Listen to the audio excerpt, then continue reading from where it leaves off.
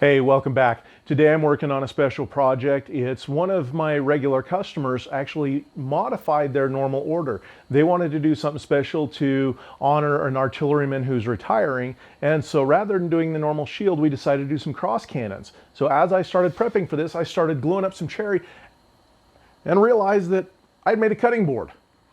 Unfortunately, they don't want a cutting board, so I'm going to take this perfectly good cherry cutting board and tear it up on the CNC. Hopefully we'll come out with some pretty awesome looking cross cannons in the end. So a big shout out to all the artillerymen out there. Thank you for your service. This one's for you.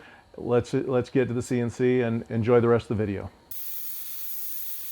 We're going to start off with attaching it. To detach this, I'm just going to use 4 regular drywall screws because I'm going to stay out of these areas. I'm going to put them at the 3, 6, 9, and 12 position. Screw those down. And because I'm not cutting all the way through, I don't have to worry about the centerpiece going loose. Now I need to set my X, Y, 0, so setting up exactly where that's going to cut. Then my Z, 0. I'm showing you my Smart Tool touch off here because this gives me the ability to set the Z depth once, and it's going to double check that every time it changes a tool, so I don't have to worry about setting that Z again. We're going to start this carve off with a 60-degree V-bit. So I'm cutting that through at one pass on the deep parts, so I'm not going to get any witness lines as we go across. This makes it a very quick process. In this case, I am cutting it really fast at 750% video speed, but even still, it does go rather quickly. Get that V-carve finished up, looking good. Now we're going to do a tool change for the 1/4 inch bit. I'm going to dig 2 pockets for the mounts I'm going to put in it. I drilled 2 holes there for flipping it over, doing a 2-sided carve. I set it for 1.5 inches deep and only had about 1 3/8 inches worth of bit sticking out. So I did get burn marks on both of those, but it didn't affect the rest of the progress, and I just wasn't able to hammer these dowels in as deep to get the line up. But I was able to get a good line up, and then I used 2 of the same screw holes to put those down in so I can get the proper alignment there and secure it.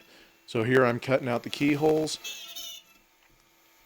I used Xtract to set this up, carved out the pockets with a 1/4 inch bit, and then went back and carved out with the keyhole bit.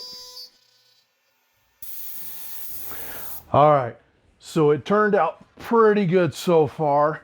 We still have a lot of work to do on this one. I've still got to take it to the bandsaw and cut it out and sand it and chamfer the bottom and stain it and do a whole lot of cleanup on it. Stuff that you've seen me do over and over and over on all my videos if you've watched them. If not, go check them out. But I'm going to go do those things off camera, and then I'll bring it back to show you the finished product.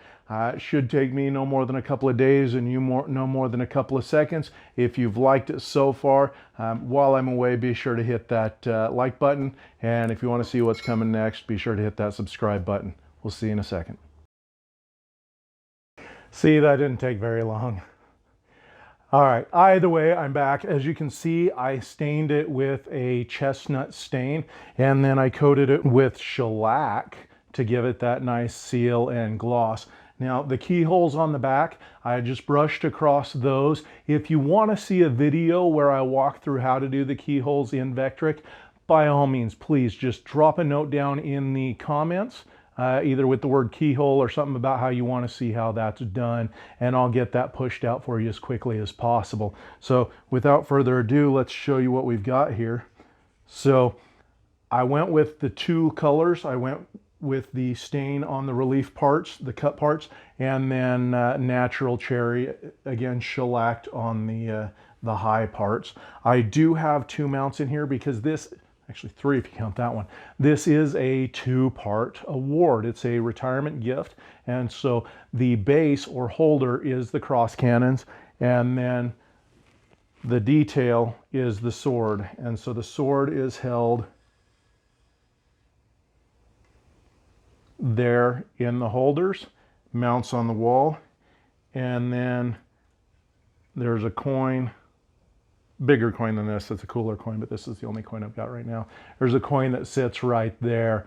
And so that is how it will hang in all its glory as a display and a retirement gift. So thanks for watching. If you enjoyed the build here, by all means, click that like button. If there's something you want to see me build in the future, drop a note in the comments of what you'd like to see. Thanks for watching. We'll see you in the next video.